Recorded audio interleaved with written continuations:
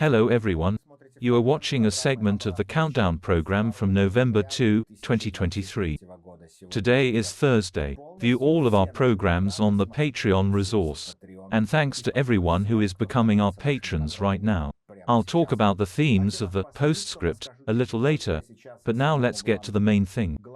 Commander-in-Chief of the Armed Forces of Ukraine Valery Zaluzhny gave an interview to The Economist, in which he stated that the war had reached a dead end. According to Zaluzhny, with the current types of weapons, the war risks dragging on for many years without breakthroughs on both sides. As in the First World War, we have reached a level of technological development that baffles us. Most likely, there won't be a deep and beautiful breakthrough, Zaluzhny said, which upset fans of sensations. According to him, in order to get out of the current impasse, the Ukrainian army, we need to look for a solution, we need to find gunpowder, quickly master it and use it for a speedy victory. Because sooner or later we will find that we simply don't have enough people to fight. Zaluzhny called for innovation in the field of drones, electronic warfare and mine clearance equipment, including new robotic solutions. The F-16 fighters due for delivery next year have already become less useful as Russia has already improved its air defenses. Simply put, with the weapons that the West is providing today, it is impossible to defeat the horde of Russians crawling non-stop into Ukrainian territory. Russia has in reserve, albeit not a high quality, but an impressive supply of organisms, and Putin will continue to drive more and more into the trenches until there are no people left in Ukraine capable of shooting at the occupiers. Russia lost at least 150,000 people killed. In any other country, such losses would have stopped the war, Zaluzhny noted. Thus, the strategy of exhausting the enemy, of which the bald man is considered a master, unfortunately works. By holding back the supply of long-range missile systems and tanks, the West has allowed Russia to regroup and strengthen its defenses, and now it is important to prevent the war from going into the trenches, otherwise the war will drag on for years.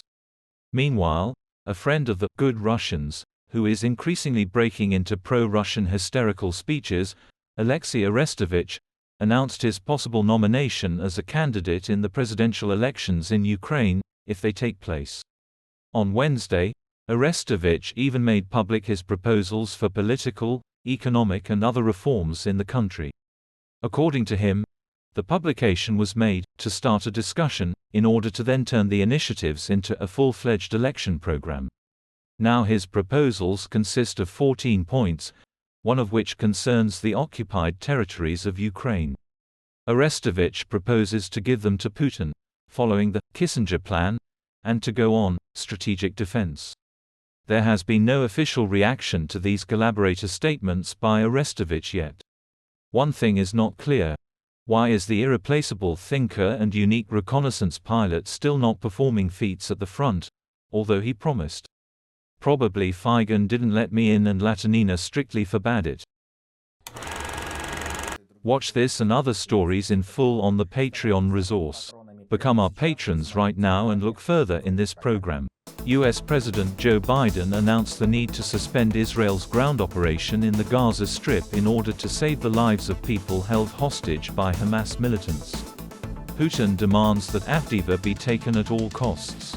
However, the current situation near Avdiivka illustrates the complete failure of the Russian General Staff to learn the lessons of previous unsuccessful offensive operations in Ukraine. And Shoigu continues to report, if not about Kyiv, then about Avdiivka in 3 days. Russia faces a new seizure of assets abroad worth $60 billion. Lithuania proposed banning the import of dozens of types of goods into Russia for the sake of degradation of Russian industrial capabilities, and Putin retorts that this is even good, because, along with European junk, they will stop bringing bedbugs into Russia. Watch in the program, Postscript. The United States, Great Britain and France promised Russia to respond with conventional weapons to a tactical nuclear strike on Ukraine. The West has in its arsenal a new generation of weapons that will destroy the aggressive Kyiv to the ground. The only difference is that there will be no background radiation on the ruins of the Russian world. The FSB is behind the anti-Semitic pogroms in Dagestan. A document has appeared confirming the suspicion that the riots with the Jewish pogrom at the Makhachkala airport were inspired by Lubyanka. And that is all. See our full programs on Patreon.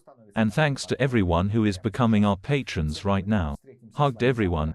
See you tomorrow on Friday Live. Glory to Ukraine.